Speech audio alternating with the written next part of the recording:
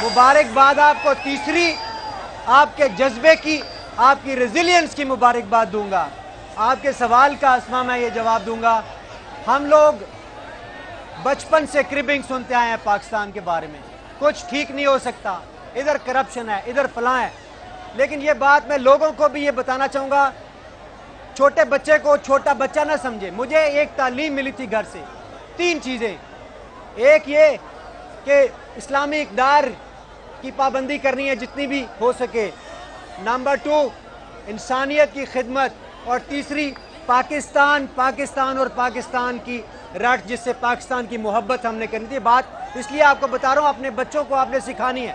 उसी जज्बे के तहत मेरे जहन में जब ये मैं शो बिजनेस में आया और बहुत सारे पैसे कमाए, तो एक ही चीज़ आई कि यार, मेरे दादा बू कहा करते थे 40 लाख लोगों के लिए कोई अस्पताल नहीं है, लोग मर जाते हैं, उनके लिए कुछ कर जाओ। तो मैंने कहा अब मेरे पास पैसे हैं, लेकिन इतने नहीं है कि मैं अकेला ये काम कर सकूं। निकलता हूं, फिर देखते हैं। अल्हम्दुलिल्लाह ये वो कौम है जिन्होंने 2 साल की रिकॉर्ड मुद्दत के अंदर सुगरा शफी हॉस्पिटल, 1 अरब रुपए का हॉस्पिटल बना दिया। Salute to Pakistani nation. जबरदस्त, अभी तक चला रहे हैं उसको। बहुत आला।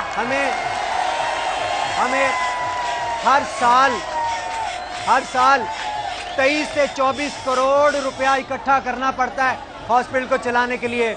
आपने ये सवाल पूछा, मैं उसका फायदा उठाते हुए लोगों से भी दरख्वास्त करूंगा, रमजानुल मुबारक का महीना है, मुश्किलात चल रही हैं, हम नया मेडिकल कॉलेज जो सहारा मेडिकल कॉलेज है उसका आगाज कर चुके हैं, जो हॉस्पिटल को सपोर्ट करेगा। तो आप इस रमजानुल मुबारक के महीने में सपोर्ट करें हॉस्पिटल को भी और मेडिकल कॉलेज। बिल्कुल सपोर्ट करनी चाहिए, और खास करके उन लोगों के लिए जो कि अपनी मदद आपके तहत पाकिस्तानियों के लिए कुछ कर रहे हैं। सहारा फाउंडेशन भी, अब्रार भी, ये सब जो बैठे हुए यहाँ पे लोग हैं, ये अपने लिए काम नहीं कर रहे, ये आम पाकिस्तानी के लिए काम कर रहे हैं। हम ले रहे एक छोटी सी ब्रेक, मिलते हैं ब्रेक के बाद, और हमारे साथ रहेगा मीनार पाकिस्तान से।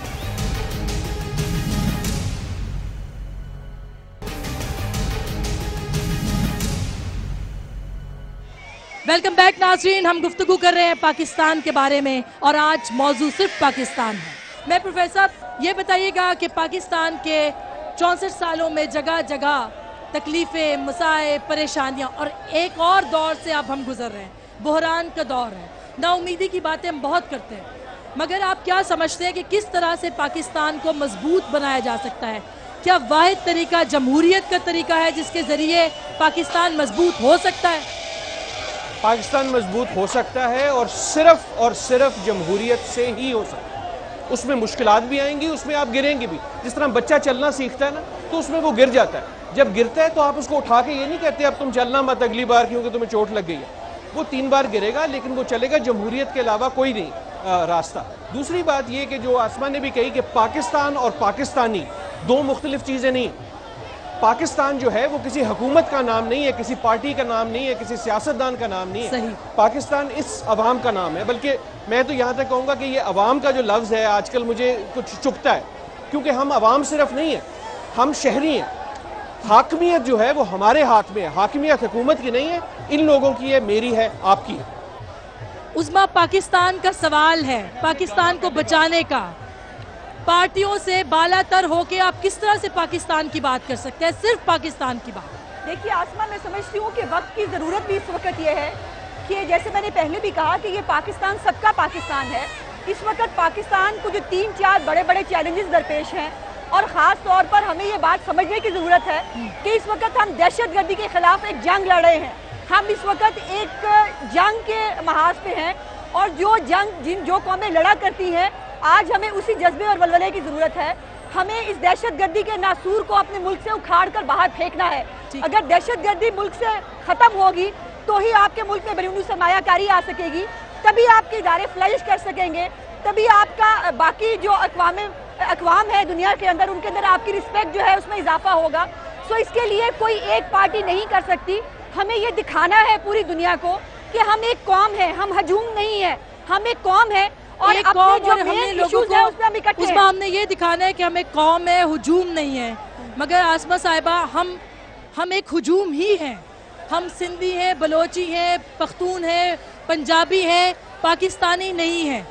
कैसे हम ये लोगों को मैसेज देंगे? सिर्फ नारों से तो काम नहीं चलेगा। आज जो बलूचिस्तान के हालात हैं, जो पख्तूनख्वा के हालात हैं, कैसे हम पाकिस्तानियों को ये बताएं कि हमें एक कौम बनना है? सिर्फ नारों से तो बात नहीं चलेगी। देखिए आसमा, कौम बनने के लिए पहले यहाँ पे जमहूरी रवायतों की ज़रूरत है। ये बातें तो हम रोज़ करते रहते हैं, मगर आज मैं देख रही हूँ हमारे बहन और भाई जो हैं वो यहाँ पे एंजॉय करने आए हैं। इन बातों को छोड़ें, इब्रार साहब से कहें थोड़ा सा गुनगुना दें ताकि हम सब एंजॉय कर लें। तो मेरी आपसे यह दरख्वास्त है, आपने अवाम के दिल की बात कही है। यौम आज़ादी बनाए मजे में और छोड़े इन बातों को। पाकिस्तान पाकिस्तान।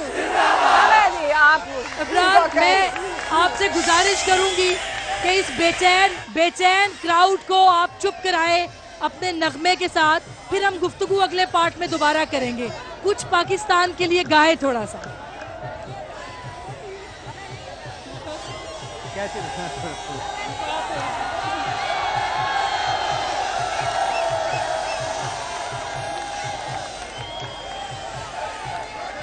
खड़े ओके, मेरी आवाज आ रही है?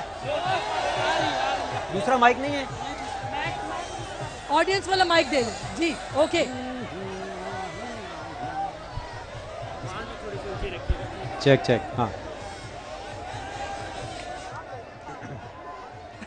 ऐसी जमीन और आसमां इनके सिवा जाना कहाँ, बढ़ती रहे ये रोशनी, चलता रहे ये कारवां। दिल दिल पाकिस्तान, जा जा पाकिस्तान, दिल दिल पाकिस्तान, जा जा पाकिस्तान, दिल दिल पाकिस्तान, जा जा पाकिस्तान, दिल दिल पाकिस्तान, जा जा पाकिस्तान। घर अपना तो सबको जी जान से प्यारा लगता है, तारा लगता है। हमको ये अपने हर अरमान से प्यारा लगता है, तारा लगता है। हो दिल दिल पाकिस्तान, जा जा पाकिस्तान, दिल दिल पाकिस्तान, जा जा पाकिस्तान, दिल दिल पाकिस्तान, जा जा पाकिस्तान, दिल दिल पाकिस्तान, जा। बहुत शुक्रिया। इब्रार ने गाना सुनाया और गाना रिकॉर्ड हुआ है, टीवी पे चलेगा। आप लोगों को थोड़ी सी तहम्मुल की ज़रूरत है।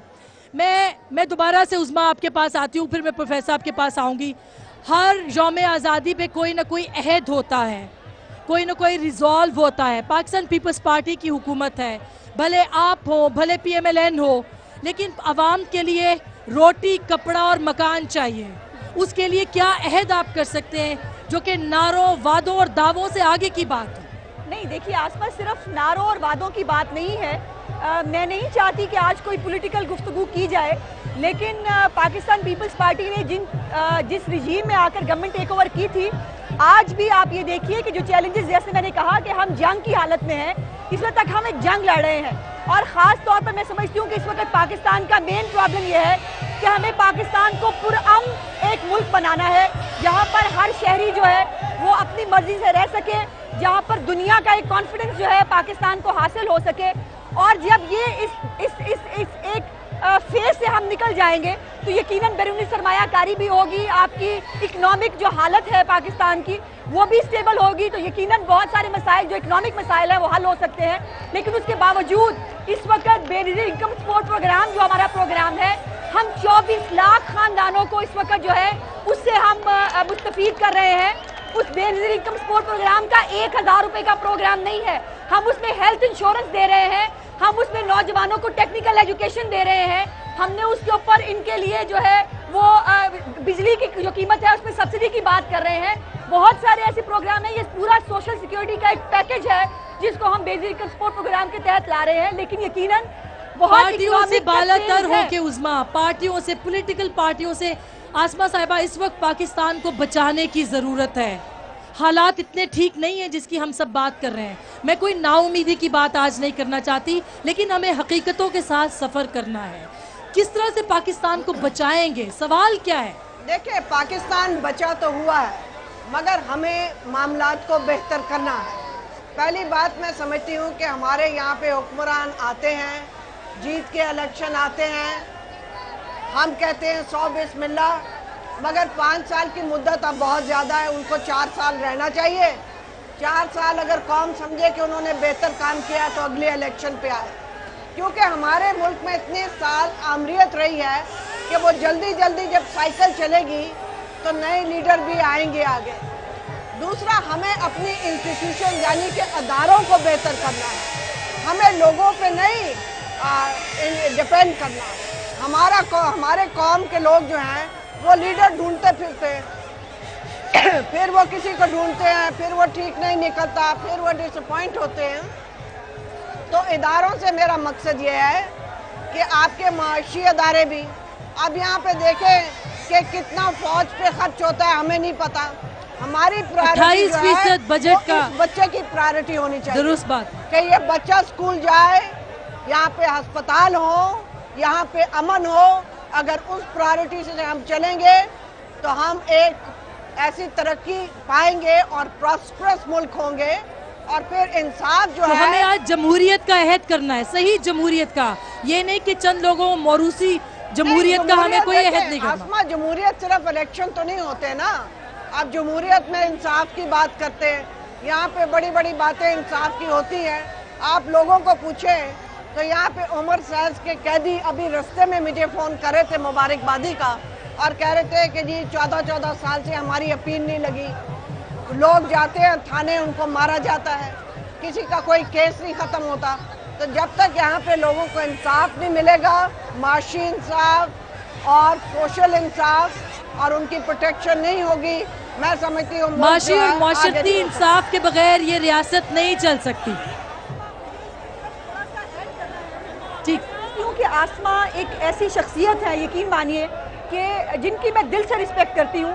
ये खवातीन के हमारी लिए आइडियल है, एक मिशन लीडर है हमारी। यकीनन मुझ जैसी खवातीन के लिए जो पॉलिटिक्स में अब जो अपने एक कॉन्सेप्ट के साथ आई हैं, मैं हमेशा आसमा को फॉलो करती हूँ। और मुझे इनकी बात को मैं सिर्फ आगे बढ़ाना चाहती हूँ कि हुक्मरानों को आप ब्लेम करें, सियासतदानों को आप ब्लेम करें, हम तो हर जगह जवाबदेह हैं। हम तो आवाम को भी जवाबदेह हैं, हम तो नैब को भी जवाबदेह हैं, के सामने बैठे हैं और बैठेंगे। ये सियासतदान बैठ सकते हैं, जज जनरल किसको जवाबदेह हैं? जज जनरल नहीं बैठ सकते। जो दहशतगर्द अदालतों से छूट जाते हैं, जिन दहशतगर्दों को किन हालात में पकड़ा जाता है वो छूट जाते हैं, उसकी जवाबदेही कौन करेगा? उन दहशतगर्दों को हमारे सिर पर दोबारा मुसल्लत कर दिया जाता है, वो दोबारा बम धमाके करते हैं। हम कहाँ जाएंगे? हम किससे सवाल करेंगे?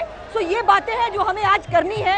हर इदारे को अपना काम करना पड़ेगा तो मुल्क तरक्की कर सकता है। आदिल नजम साहब, ये बात दुरुस्त है। आज अहद क्या होना चाहिए आज के दिन में? एक पाकिस्तान जिसने, हमने पाकिस्तान को उतना नहीं दिया जितना हम दे सकते थे, हमें क्या दे रहे हैं अगले साल? ये बात सिर्फ इदारों की नहीं है, जैसे आसमा जहांगीर ने भी कहा, डेमोक्रेसी जो है, जमहूरियत जो है, वो सिर्फ इलेक्शन का नाम नहीं है, किसी पार्टी का नाम नहीं है। अबरार का एक गाना है, जगह जगह कचहरी जाता है, वो जमहूरियत है। जिस दिन आपकी कचहरी ठीक होगी, जिस दिन जगह ठीक होगा, उस दिन बाकी सब ठीक हो जाएगी। एंड द पॉइंट इज कि ये जमहूरियत जो है ये हम में से आएगी। उसकी एक जो आम मिसाल है, जब हम ये फैसला कर लेते कि हुक्मरान खराब है, तो हम अपने आप को लाइसेंस दे देते हैं कि अब हम भी खराब हो सकते हैं। वो क्योंकि रिश्वत लेता है, इसलिए मैं सड़क की लाल बत्ती तोड़ दूंगा। तो ये रिस्पॉन्सिबिलिटी, मेरी नानी कहती थी कि अगर एक उंगली किसी की तरफ करोगे, 3 उंगलियां अपनी तरफ आएंगी। तो ये हम सबको अपनी तरफ सवाल करना होगा कि मैंने इसमें क्या किया है। सियासतदान, हुक्मरान अक्स है हर उस बुराई का जो हमारे अंदर मौजूद है। हम अपने से अंदर से वो बुराई निकाल देंगे, सियासतदान भी ठीक हो जाएंगे। बिल्कुल दुरुस्त बात है, बहुत अच्छी बात है। एक और ब्रेक लेते हैं नाज़रीन और मिलते हैं ब्रेक के बाद।